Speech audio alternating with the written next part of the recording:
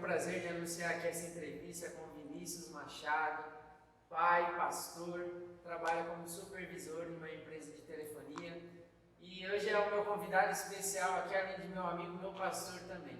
Vinícius, seja bem-vindo. Obrigado. Fica à vontade aí. Obrigado pelo convite, obrigado pela disposição. Que Deus abençoe esse projeto em nome de Jesus. Amém. Hoje eu fiz questão de chamar ele aqui, a gente vai iniciar essas entrevistas. Eu quero falar sobre um tema que às vezes é muito polêmico, às vezes pessoas atacam, falam bem, falam mal, mas eu quero chamar alguém que está nessa posição para falar um pouco para você como que realmente é. Quero falar sobre pastor, a questão de ser pastor. Vinícius, você hoje com 37 anos já é pastor da Igreja Unida do Parque Santa Madalena. Eu quero saber de você como que foi até chegar a se tornar pastor, quais foram as experiências que você teve? Bom, Lucas, primeiro eu quero dizer que é um projeto, é algo extremamente gratificante tudo isso que nós estamos vivendo. Quero dizer que para mim é muito gratificante contemplar tudo isso que nós estamos contemplando junto com o Senhor. E a minha experiência, ela não começou de agora, acho que nem sei se todos sabem, mas eu nasci já no lar evangélico. O meu pai ele é pastor. Meu pai também foi pastor muito novo, meu pai foi pastor com 28 anos de idade. Isso eu tinha 6 anos de idade, foi no ano de 90. E, então, desde criança, desde bem pequeno, eu convivo com o pastorado. Eu convivo com o meu pai, que sempre foi pastor. E desde lá de sempre, desde lá pequenininho, eu lembro de uma experiência, eu tinha em torno de 7, 8 anos.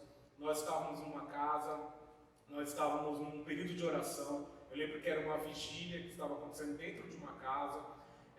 A casa era da André e do Toninho, um casal amigos do meu pai. E lá tinha um pastor, o pastor Josué, um pastor bênção, um pastor itinerante da Assembleia de Deus. E naquele dia ele foi arrebatado. E eu nem sabia o que era isso, eu não sabia de verdade o que era isso, o que era ser arrebatado.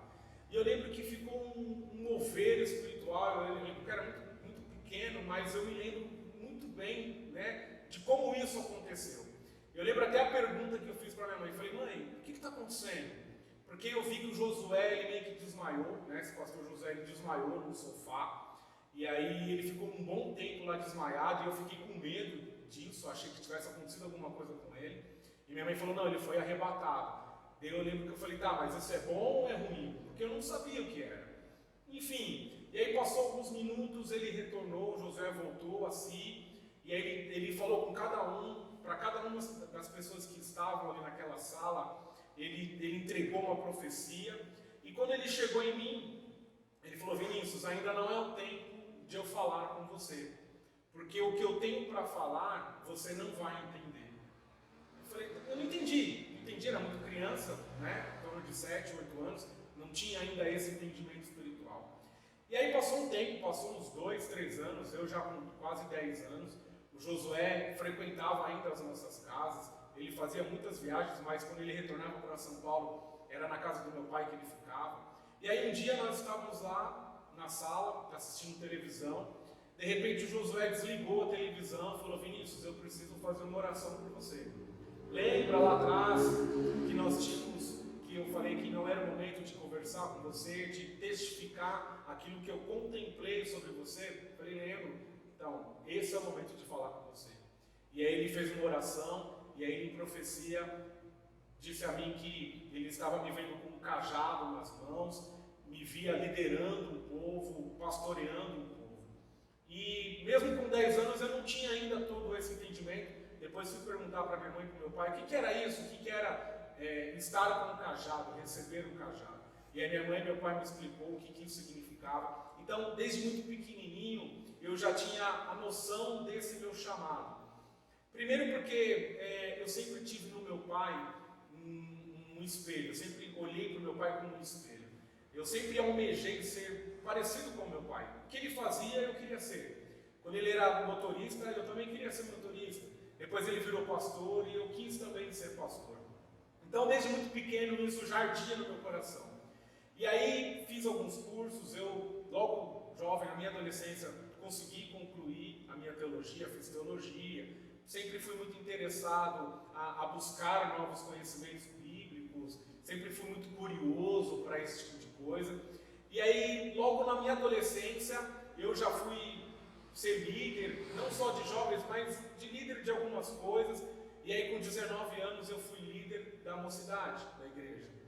Fui colocado como segundo líder, vice-líder. A primeira precisou sair, ela não ficou até o fim. E eu acabei herdando isso. E aí, dei continuidade, fiquei por 5 anos sendo líder da mocidade na Igreja Unida de Santa Adélia. E aí, saímos da Igreja de Santa Adélia, eu fui para a Igreja Restauração em Cristo, onde meu pai era pastor. Lá também fui líder dos jovens por quase 2 anos.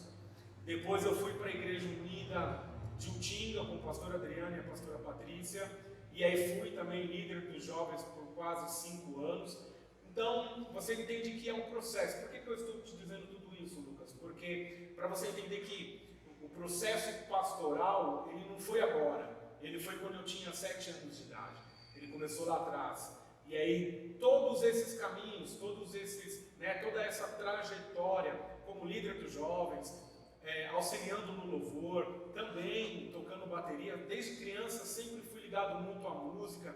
E eu entendo que a música, ela fez com que outras áreas da minha vida também crescessem. Né? À medida que eu me desenvolvia como músico, eu também me desenvolvia como pessoa. Eu também me desenvolvia como líder. Eu também me desenvolvia como um pastor, sem meio que saber. Então, você percebe que foi um processo natural. E aí, no início do ano passado, de 2019, tendo uma conversa com o pastor Alex, entendendo a necessidade da igreja, chegamos a essa conclusão que era o momento de assumirmos uma igreja. E pela misericórdia do Senhor é que eu te conto tudo isso, né? Fiz esse resumo para que vocês entendam, para que vocês, você que está em casa, você que está assistindo esse vídeo, entenda que o processo de crescimento, ele também depende do meu esforço, do meu querer. Então, a trajetória até que eu chegasse como pastor, ela começou lá em 1990, vamos dizer assim, quando eu tinha 7 anos. É interessante frisar que, pelo que nós ouvimos, ele com 7 anos ele recebeu uma promessa. Hoje, com 37 anos, 30 anos depois, que a promessa veio se cumprir na vida dele. E além disso, a gente vê que ele recebeu a promessa, mas ele foi fazendo coisas, ele fez o curso, ele aprendeu a tocar um instrumento, ele cuidou de jovens. Então nós vemos que, parece que é outra ótica, né? Porque nós vemos muitas vezes pastores que surgem de repente, só porque saiu do mundo, veio para a igreja e se torna pastor, mas aqui não, nós vemos outro ângulo. Alguém que desde pequeno tinha uma promessa e com 37 anos essa promessa se cumpriu.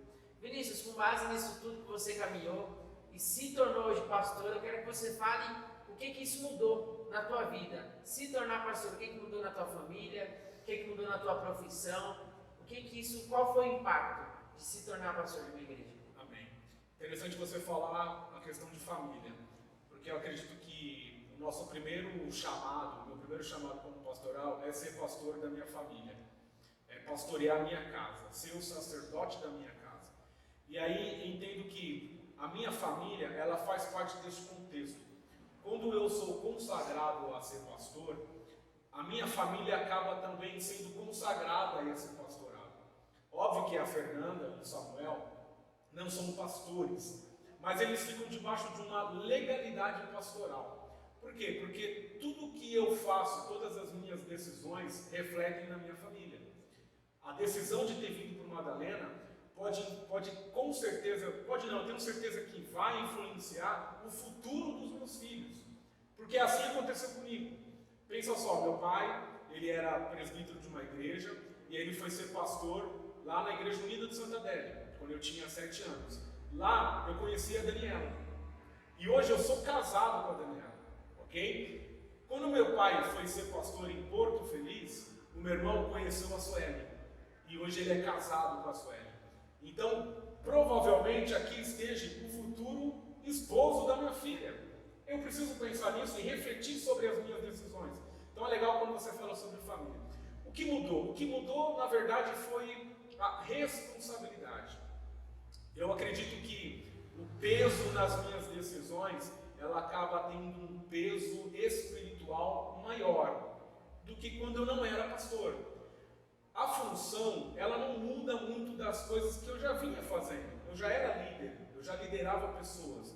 Então, o jeito de gerenciar, de fazer, na verdade, agregou mais informações, agregou mais funções. Antes eu não precisava lidar com tesouraria, hoje eu preciso dar. Administração da igreja, hoje eu preciso dar. Na verdade, agregou mais informações. Mas o jeito talvez seja parecido.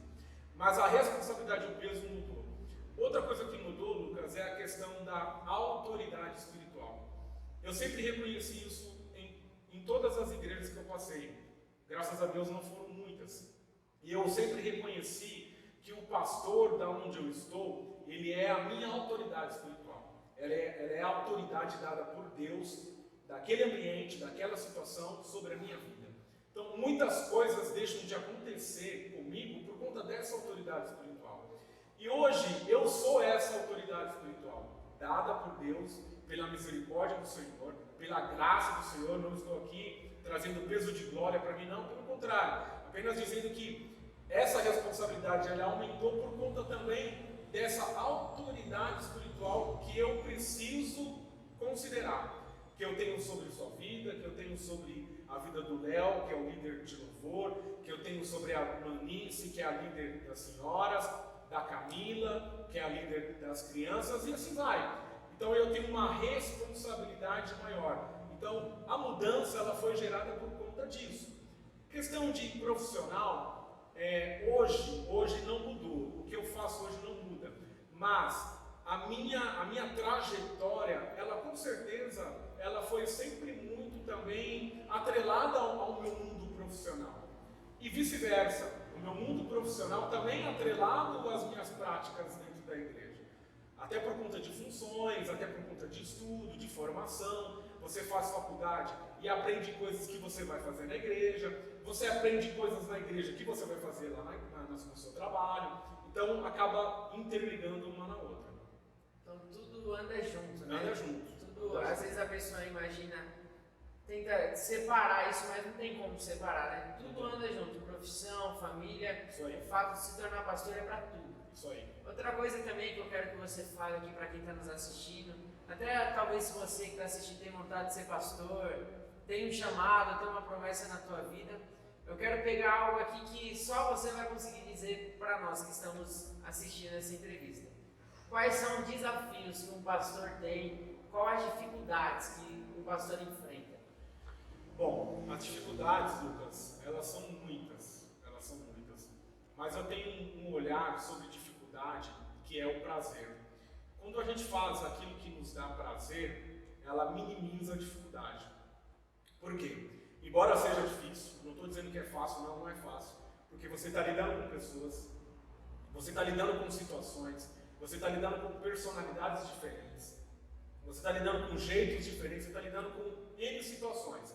Então existem as dificuldades, sem contar as dificuldades do dia a dia, de você gerenciar problemas. As pessoas vêm e te contam problemas que elas estão passando, seja no trabalho, seja um problema familiar, seja um problema financeiro, e aí você precisa pedir para que o Senhor te dê essa capacidade de entender, não só entender, mas tentar resolver, ok? Óbvio, atrelado ao Espírito Santo, direcionado pelo Espírito Santo. Eu sempre peço que as minhas respostas estejam atreladas àquilo que o Espírito Santo quer para a pessoa. Então, por exemplo, você me pede uma opinião, você me pede uma informação, eu tenho que pedir para que o Senhor me capacite para que essa minha opinião não só influencie a sua decisão, mas que ela seja correta.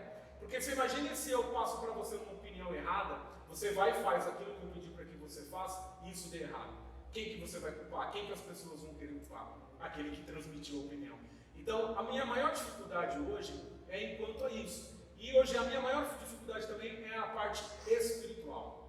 Porque a Bíblia nos ensina que as nossas lutas, elas não são carnais, elas são espirituais. Então, enquanto nós agora estamos realizando esse trabalho, esse projeto lindo que nasceu no coração de Cristo e transbordou até o seu coração, existe uma guerra espiritual para que isso não aconteça. Existe uma guerra para que fale no vídeo, para que a luz aqui se apague, e algo parecido, para que alguém chegue aqui e atrapalhe isso que nós estamos fazendo. Existem coisas acontecendo E essa guerra espiritual ela é para executar e não executar. Então hoje a minha maior dificuldade é essa, é a área espiritual. Por quê?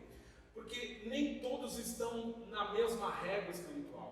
Nem todos têm a mesma capacidade espiritual. Então quando eu lido com você, é diferente de lidar com uma pessoa que vai chegar agora na igreja. Por quê? Porque você está na igreja desde criança, sua mãe sempre foi evangélica, seu avô, sua avó, você tem uma estrutura diferente. Então quando eu vou falar com você sobre alguns assuntos, você já sabe não só entender essa informação, mas compreender, por conta dessa estrutura que você já tem. Diferente de uma pessoa talvez que chega aqui, nova, que nunca foi para uma igreja, nunca leu uma Bíblia, não sabe os textos bíblicos, não tem estrutura nenhuma familiar, totalmente arrebentada, sem pai, sem mãe, talvez separada, divorciada e assim vai. Então, essa diferença espiritual, ela nos gera uma capacidade, uma dificuldade terrível. Então, o que eu peço, né? E aí é até legal que todos ouçam isso, respaldo de oração, para que todos nós oremos nesse sentido, para que o Senhor nos dê essa unidade, essa multiforma. A multiforma, o que é a multiforma? São multiformas de tratar, mas que o centro possa ser Jesus. Então assim, Lucas, falando sobre dificuldade, né? Resumindo numa única frase, não tem muitas dificuldades quando o trabalho é prazeroso, quando se faz com prazer, quando se faz com amor. Temos os trabalhos, temos os nossos desafios, mas a dificuldade ela fica menor quando eu entendo que aquilo que eu estou fazendo é gratificante. Quando aquilo que eu estou fazendo, ela vai gerar outros frutos, que gerarão outros frutos, e aí você acaba minimizando essa dificuldade. Nós vemos então que nem tudo é mar de flores, né? O Vinícius falou que sim, dá para lidar de uma forma melhor com tudo isso, mas não deixa de ter os seus obstáculos, os seus desafios. Outra coisa agora para a gente encerrar essa entrevista, eu quero que você hoje, o Vinícius de 37 anos, se fosse para você estar diante de você quando tinha 7 anos de idade, ou durante a sua trajetória pudesse dar um conselho, dar uma instrução, o que você falaria com a experiência que você tem hoje e por tudo que você passou? Bom, bem legal essa sua pergunta, Lucas, porque realmente isso é um processo da vida. Quando a gente vai adquirindo experiências, vamos passando por trajetórias, seja ela boa ou ruim, seja ela edificante ou não, em tudo a gente precisa tirar um aprendizado. Então tem aprendizados que a gente vai aprender só passando. Eu talvez não consiga aprender de uma forma 100% se eu não passar por aquilo, ok? Mas o conselho que eu teria que dar, ou que eu fosse dar para eu lá, vamos lá, pegar o meu primeiro cargo como líder. Quando eu tinha 19 anos eu fui líder dos jovens. Se eu tivesse que dar um conselho para esse Vinícius lá atrás, quando ele tinha 19 anos, se aprofunde na palavra, leia a Bíblia. Leia a Bíblia. Não só leia, entenda a Bíblia.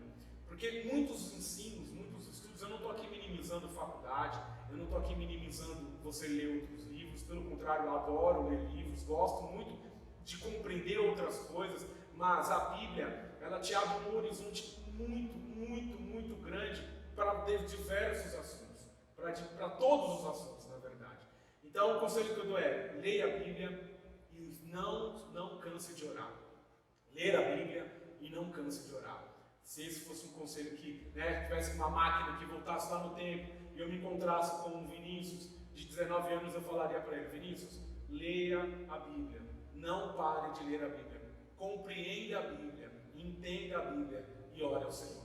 Vinícius, muito obrigado pela sua presença. Amém. Hoje você pôde escutar aqui um pastor, você pôde escutar alguém que vive isso. Eu creio que ele passou muita experiência, muita coisa que vai servir para você.